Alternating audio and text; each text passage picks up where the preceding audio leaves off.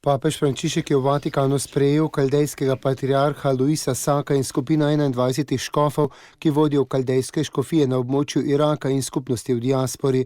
Nagovor njim je znova izkoristil tudi za poziv mednarodne skupnosti k udejanjanju vseh veljavnih strategij za vzpostavitev miru na Bližnjem vzhodu.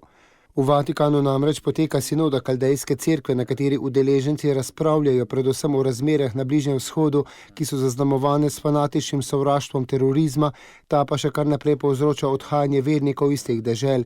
Papež je spomnil na vernike v diaspori, ki prav tako želijo ohraniti svojo trdno ukoreninjenost v izročilo ter obenem biti vključeni v nova okolja. Zagotavljam podporo in solidarnost apostolskega sedeža v prid skupnega dobrega vse kaldejske cerkve.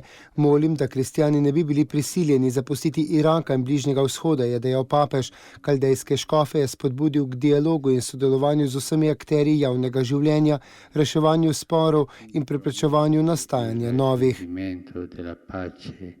Vaš obisk mi omogoča, da ponovim svoj poziv mednarodni skupnosti, da bi znala sprejeti vse veljavne strategije za dosego miru v državah, ki so opustošene sovraštvom, in da bi žalostne drame nasilja dale prostor ozračju medsebojnega sobivanja.